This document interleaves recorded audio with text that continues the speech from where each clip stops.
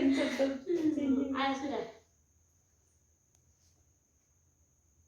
Selamat sore, kembali lagi dengan saya Yunil Dielo.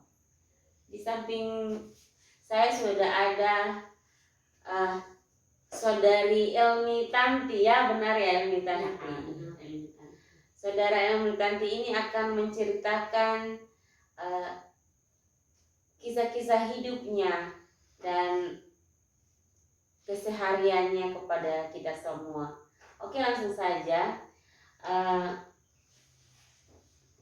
Bagaimana aktivitas dari saudara Elmi selama ini, saat ini?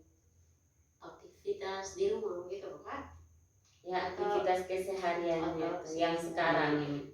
Dari bangun tidur sampai tidur kembali ya, begitu Pak? Ya, dari pagi sampai malam. Kalau aktivitas itu seperti biasa, layaknya orang biasa, kita bangun pagi itu biasanya paling sedu ya tuh jam 6.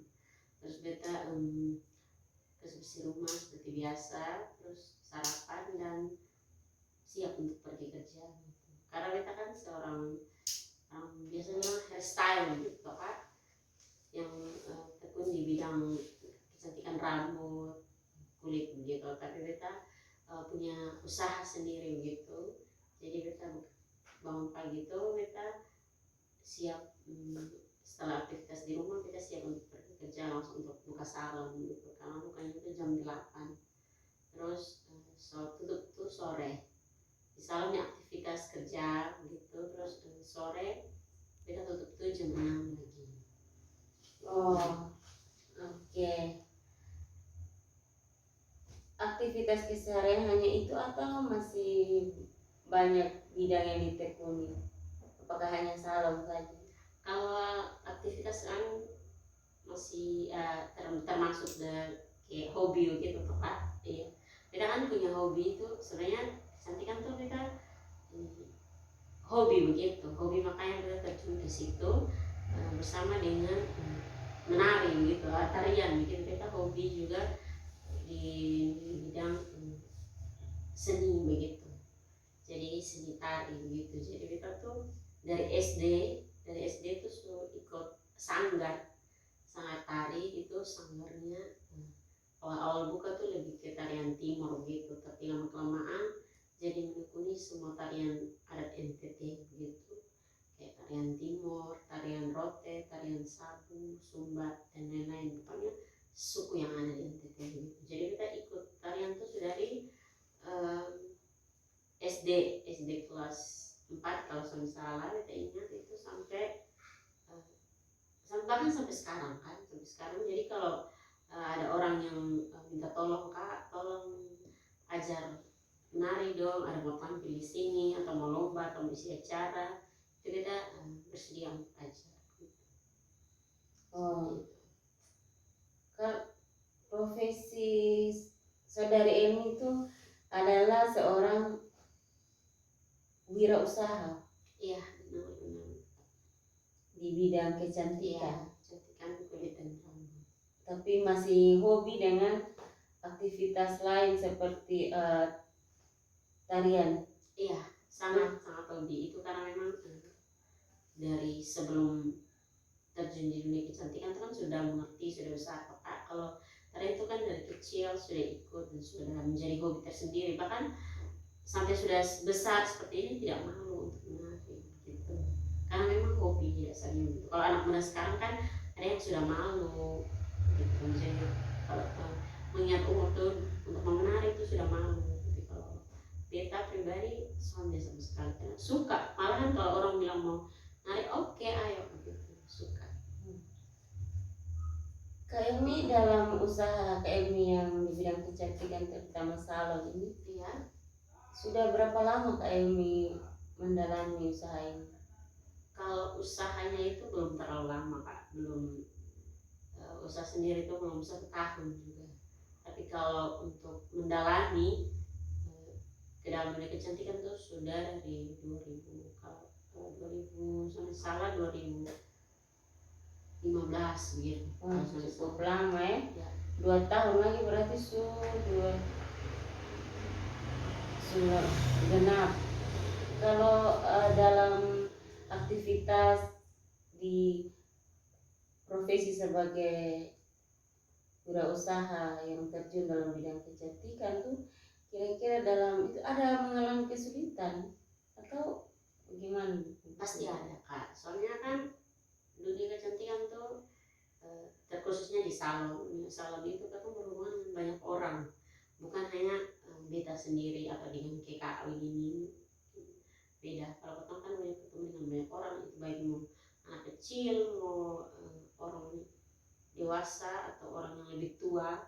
Itu kan ketemu punya pikiran itu kan beda-beda kok kak. Jadi untuk kesulitan tingkat kayak dalam dunia salon tuh menurut beta, untuk yang namanya pekerjaan salon gitu tuh menurut beta pas-pasan. Maksudnya soalnya ada yang terlalu sulit, tapi kalau untuk kesulitan tuh lebih ke apa, beta untuk menyesuaikan diri gitu dengan orang-orang luar gitu. Tapi berjalannya waktu bisa untuk dengan orang luar gitu. Karena kan namanya ketemu di dunia salon tuh kan, kalau orang sudah datang duluan kan antri nih Pak. Kalau misalnya di kursi itu sepenuh begitu kan, bagaimana cara ketemu untuk harus bicara dengan pelan-pelan biar dia sudah bosan jenuh dan dia mau pulang gitu. Jadi kita harus berusaha itu tuh buat kita, kalau ketemu punya komunikasi yang baik pasti bisa untuk ketemu tarik nih pelan-pelan untuk dia, oh kita nyaman di sini, biar tunggu berjam-jam soal masalah gitu. Hal yang paling sulit apa selama ini menghadapi customer atau menghadapi aktivitas yang ada, pekerjaan, profesi yang ada ini, hal yang paling sulit menurut Kak Elmi dalam kehidupan Kak Elmi secara profesi sebagai wirausaha saat ini? Kalau bicara tentang wirausaha umum secara umum Kak, tentang usahanya itu ya kayak ekonomi atau pemasukan begitu Kak.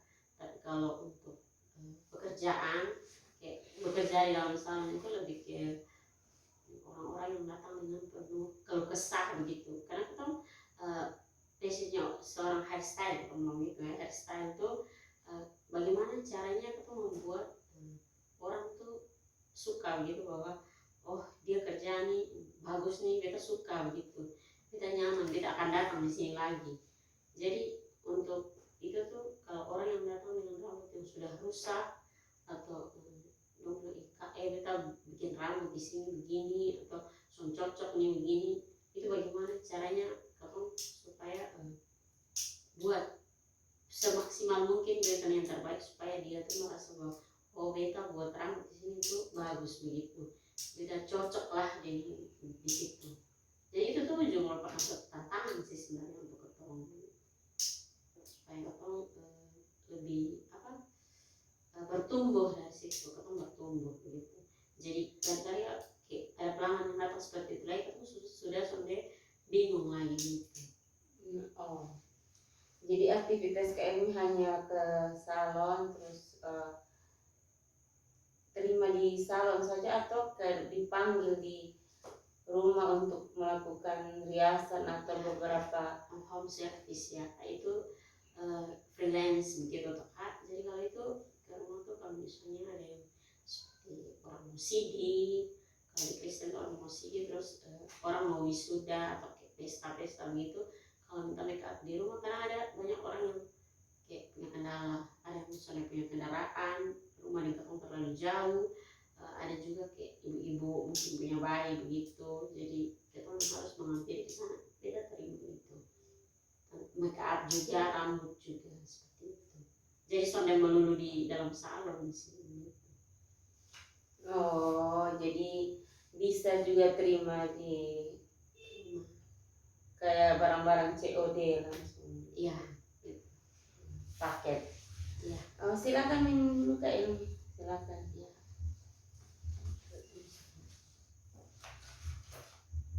Kalau di bidang profesi sebagai wirausaha, Ya. apakah menurut Ilmi itu sudah cukup atau menurut kami masih kurang. Kira-kira apa sih yang biasa kalian lakukan di salon tuh? Apakah hanya rebonding rambut? Kalau beta tuh namanya kan kecantikan tuh besar kak, bukan cuma tentang rambut atau kulit, tapi kayak tentang maksudnya bagaimana ketemu lihat sama kayak orang perempuan tuh atau ini orang enak dilihat begitu, Enak jadi dipandang. ya, enak dipandang gitu. Jadi eh, kalau beta di sana tuh beta kayak lebih bilang apa yang tren terbaru begitu, kita pelajari itu secara otodidak. Memang beta awal tuh kursus gitu, kursus kecantikan, tapi seiring berjalannya waktu dari kecantikan tuh dia sampai bisa monoton di situ saja, dia akan berubah-ubah begitu. Karena kayak misalnya tren tahun ini gunting rambut kayak begini, tren tahun ini gunting rambut kayak begini, tren tahun ini bentuk alisnya begini, tren tahun ini bentuk alisnya begitu. Jadi katong harus update terus sebagai seorang beautician. Kalau orang eh, yang orang tahunya tuh ketemu, kalau dong datang harus tahu kak beta mau yang model sekarang nih, berarti kita harus paham itu gitu. Jadi kita perlu belajar dan belajar terus gitu. Jadi beta kalau di salon belajar cari tahu gitu. Seperti itu. Nail art juga beta cari tahu dan belajar secara otodidak gitu. Kalau maaf ya, kalau Kak Elmi sendiri sudah married, sudah menikah, sudah berkeluarga belum? Masih single? Iya, masih single. Oh, masih single. Jadi masih bisa disebut anak muda. Iya, muda. Tadi Kak Elmi sempat singgung bahwa kayak hobi Kak Elmi selain menekuni profesi sebagai wirausaha di bidang kecantikan, Iya. Kak Elmi hobi dengan tarian, Iya. tarian daerah. Iya. Kak Elmi bisa cerita sedikit mengapa Kak Elmi hobi dengan tarian daerah? Kalau tarian itu karena dari kecil umur sekitar 9-10 tahun ya, itu tuh belum terlalu mengerti tentang apa itu menari sebenarnya, belum terlalu mengerti. Tapi karena memang sanggarnya dekat begitu dengan rumah, jadi tiap hari latihan, lama-lama kayak suka begitu. Jadi terus ikut terus juga menari itu juga dapat uang kak begitu. Oh, ya, jadi salah satunya adalah bisa mencari uang jajan. Iya, uang jajan benar. Jadi sampai SMA, tamat SMA pun masih ikut di sanggar. Kalau sekarang kan berdiri sendiri begitu Pak, tapi kalau waktu itu masih di sanggar karena memang kalau acara-acara atau lomba-lomba tuh ikut tuh kan sering, bukan sering sih, tapi kayak selalu begitu. Sangat tuh menang begitu, jadi pasti piala uang itu dibagi begitu. Kalau boleh tahu sanggar apa namanya? Itu sanggar tuh di Palang kemana di namanya sanggar Tari Bisopo. Tari Bisopo itu namanya itu lebih ke daerah timur gitu, karena memang awal tuh dibangun lebih ke untuk tarian timur khusus begitu. Oh, tarian Bisopo. Sanggar tari. Iya, sanggar tari. Sanggar tari Bisopo. Jadi kalau menang kasih uang. Ya, kasih. Ya, kalau ikut kompetisi gitu Pak. Ikut lomba, ya, ikut kompetisi, menang kasih uang. Dibayar, dihargai ya. Iya. Berarti kecil-kecil sudah bisa cari uang. Iya Kak. Hebat. Kak Elmi mengapa masih jomblo? Apakah karena terlalu tekun dalam bidang kecantikan dan hobi-hobi Kak Elmi sebagai pemuda, anak muda yang melestarikan budayanya tuh? Kalau untuk terjun ke situ Kak, masih merasa menikmati dunia yang sekarang, maksudnya dunia anak muda gitu. Kayak berpikir kalau sudah berumah tangga beda Kak. Jadi kalau sudah berumah tangga pasti beta akan pasti kalau mau lakukan ini pasti akan sedikit terhalang, mungkin suatu hari bisa tapi lain harinya sudah bisa. Jadi lebih ke sekarang beta harus benar-benar menikmati sampai benar-benar puas begitu. Sudah waktunya untuk beta harus keluar dari punya zona nyaman begitu. Karena kalau mungkin sekarang masih nyaman seperti ini. Masih nyaman. Gitu. Jadi Kak Em ini sudah rencana untuk mau berpikir bahwa aduh sudah jomblo jadi sudah punya usaha, kurangnya di harus ada pendamping hidup kayak teman hidup. Apa Kak Em sudah berpikir sampai di situ atau masih menikmati Masih kondisi menikmati, yang masih ada? nyaman ya, masih nyaman. Masih Belum terlalu nyaman. memikirkan ke arah situ. Masih nyaman dengan yang dijalani seperti ini. Karena lu berpikir bahwa kalau sudah berumah tangga beda keadaan, beda kondisi. Benar. Ya. Kak, tadi Kak Emi sempat bilang lebih sukanya tuh lebih ke tarian itu lebih ke tarian daerah. Ya. Tarian apa saja yang Kak Emi pernah atau sudah kuasai dari waktu berapa, kelas berapa? Kelas 4 SD. Kelas 4 SD. Itu tarian apa saja dan waktu itu juara tuh tarian apa sih yang pernah menjadi juara? Kalau juara menjadi juara tuh tarian timur, tarian rote, Jawa, Jai gitu. Itu juga paling banyak yang ikut ajang lombanya tuh tentang tarian seperti itu. Karena sekarang kan kalau lomba itu kebanyakan lebih ke tarian modifikasi gitu. Iya, kalau sekarang lebih bukan tarian asli, lebih ke modifikasi. Gitu. Jadi tarian-tarian yang dipelajari itu lama-kelamaan tuh bisa ketemu sebagai anak-anak yang latihan tuh sonda dulu tunggu nih dari pelatih begitu di tarian. Dan sendirinya tuh ketemu bisa ketemu bisa modifikasi gerakan sendiri begitu. Maka dari situ muncul gerakan modifikasi baru dari ketong begitu. Ya, jadi dari situ tuh bisa karena bisa berdiri sendiri tuh karena itu. Tadi Kak Elmi bilang tarian. Kira-kira Kak Elmi masih ingat apa?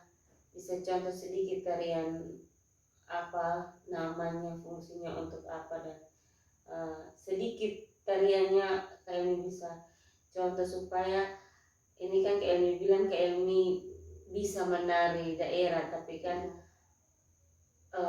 cuman belum ada prakteknya di depan. Coba Kak Elmi bisa kan Kak Elmi coba sedikit tarian apa? Oh ya.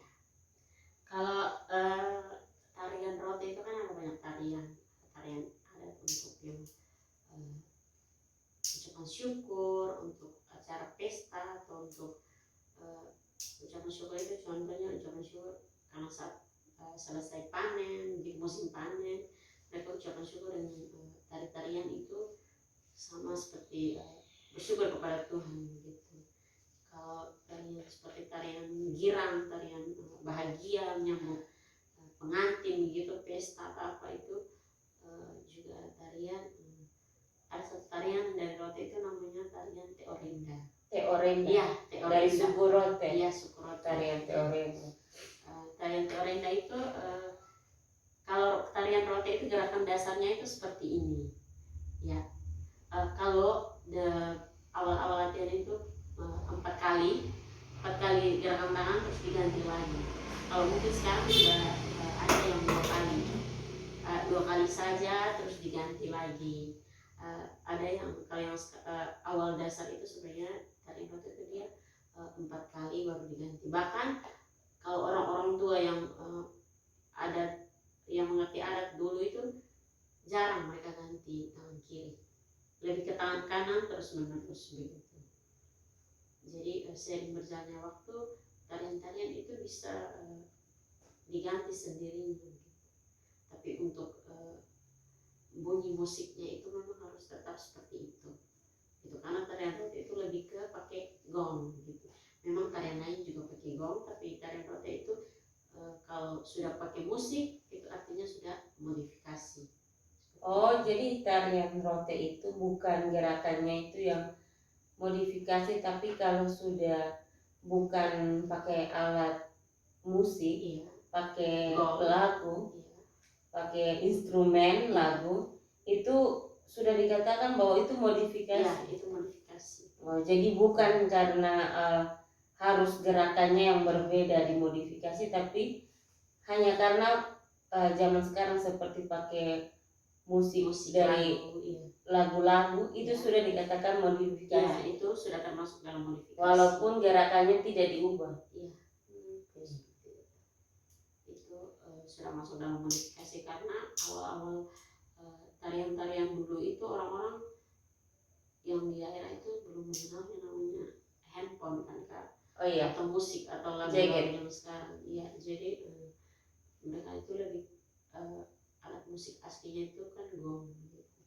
Jadi kalau ada kedukaan ya gong dipukul, orang-orang langsung menari aja gitu kan. Orang-orang langsung menyambut dengan tarian, entah itu kedukaan atau ucapan syukur bahagia. Kalau ke zaman sekarang kan kalau kita di Kupang sini kalau orang pukul gong atau menari satu orang mati kan orang bingung Kak. Kadang orang anak-anak zaman sekarang tuh bingung.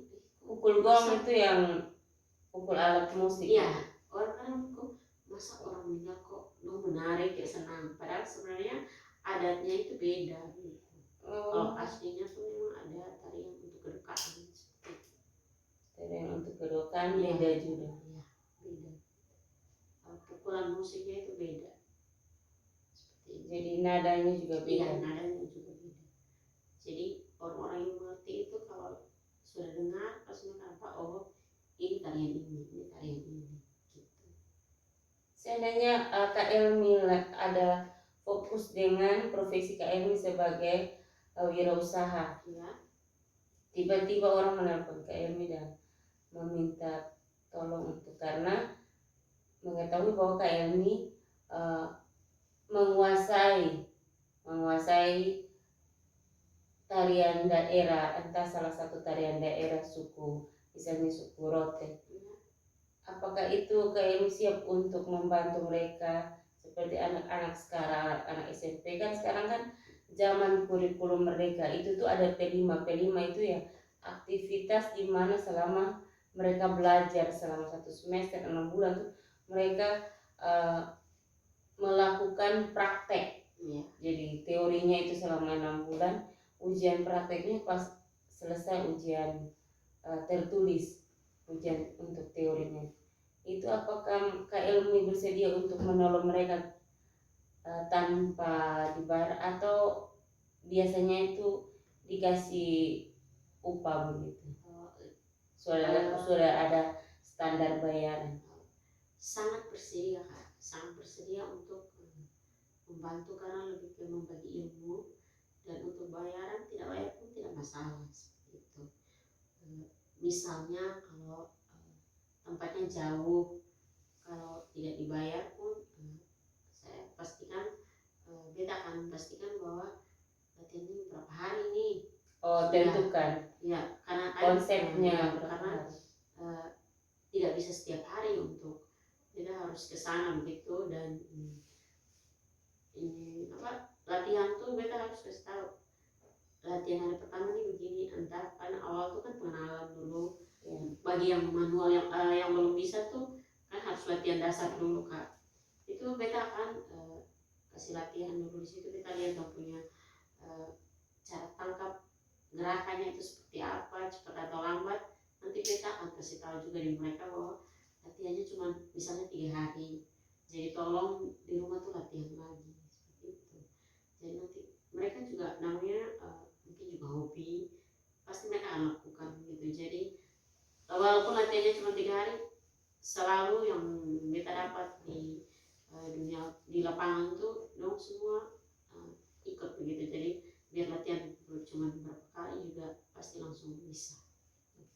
Jadi dibayar ataupun tidak dibayar tidak masalah seperti itu. Sedia? Iya, sedia bagi ilmu karena itu kan hobi Kak. Iya, hobi. Jadi mau tidak dibayar pun tidak masalah karena buat lakukan segala sesuatu dengan senang hati toh Kak, karena hobi. Oke. Kadang kalau sunari yang baca kapan ya beta bisa begini, kapan ya beta bisa kenapa kenapa sih beta ini suami ajar mungkin, atau lihat orang yang pengen latihan tapi tidak tahu mau bagaimana, atau tidak tahu mau kasih siapa yang ajar, nanti beta yang tahu diri sendiri. Sebagai anak muda yang melestarikan budaya ya sampai saat ini masih bertekun di dunia tari. Iya, dunia seni tari.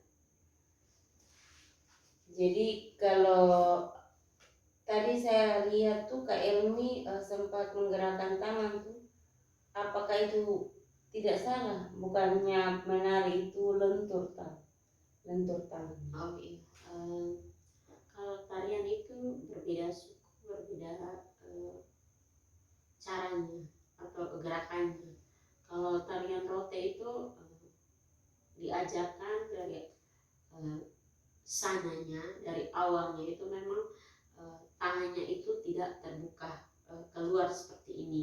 Kalau tarian timur itu dia keluar seperti ini, tapi kalau tarian rote itu dia masuk ke dalam. Bahkan sebenarnya itu Kak, jarinya itu tidak terlalu digerakkan, karena tarian rote yang dasarnya itu ini dipegang selimut Kak. Jadi selimut itu diikat di kedua jari kita atau dimasukkan ke kedua jari kita. Terus kita cuma menggerakkan selimut ini seperti itu. Jadi selimut ini harus selimut ini harus kelihatan dari orang-orang, oh ada selimut di belakang, makanya angkat begitu, seperti itu. Oh, kembang bergerak. Ya gerak gitu. Selimutnya Jadi cuman tangan itu tidak menjadi masalah untuk rote, tapi untuk gerakannya itu emang jarinya harus ke dalam. Kalau timur itu keluar, orang timur tuh yang narinya jarinya keluar. Baik, Elmi kasih sedikit kata-kata untuk anak-anak muda di luar sana yang mau seperti Kak Elmi ini, sudah punya profesi yang sangat bagus di bidang kecantikan tapi masih mau untuk menekuni hobi, bahkan hobinya itu adalah menari, hobi di terkhususnya tarian daerah. Kebanyakan kan anak-anak muda sekarang menari tarian daerah tuh mereka malu, bahkan tidak bangga sebagai seorang anak muda yang punya talenta dari bidang tersebut. Bahkan kalau misalnya sekarang bahasa-bahasa daerah saja mereka tidak ingin mengucapkannya di depan orang-orang baru, orang-orang yang mereka baru ketemu, karena mereka merasa bahwa kalau mengucapkan bahasa daerah mereka itu mereka merasa canggung, gengsi. Motivasi apa yang membuat Kak Elmi sehingga Kak Elmi bisa dapat bertekun sampai saat ini dengan hobi Kak Elmi yang menari, bahkan tekunnya menari, tidak mengganggu aktivitas sebagai sewirausaha tersebut. Sedikit masukan dan cara-caranya. Kalau untuk itu lebih ke bertekun saja seperti itu, karena awal-awal kita ikut dunia kecantikan dan seni tari itu dari hobi kan. Kalau mana yang duluan? Dan yang duluan itu tari Kak, karena tari itu kan umur masih anak-anak ya. Kalau kecantikan itu sudah di tingkat SMA, jadi sudah dewasa, sudah mengerti gitu. Jadi untuk beta, kalau memang aktivitas ketong setiap hari itu ada yang ketong suka nih atau ketong minat, kayaknya beta nih passionnya di sini nih, kayaknya beta nih hobinya di sini, berarti beta harus latihan lagi, upgrade lagi untuk naik level begitu. Sekarang beta latihannya ada di sini, kita harus latihan lagi untuk naiknya ke satu tingkat lagi begitu. Jadi lama kelamaan seiring berjalannya ketong tekun, ketong akan mengerti bahwa oh beta sebenarnya passionnya memang di sini gitu. Kalau memang sudah tidak, berarti oh kayaknya beta bukan di sini nih, beta sudah cocok di sini, sudahlah beta ganti gitu. Tapi jangan mau sekali ikut langsung sudah pengen kita suka. Jangan seperti itu. Jadi jangan langsung ambil kesimpulan hanya baru satu kali mencoba langsung putus asa nih karena gagal. Karena kan kadang kita memang menangnya manusia pasti capek lah Kak. Ada satu hari malas, lagi capek, butuh tidur, butuh istirahat begini. Tapi jangan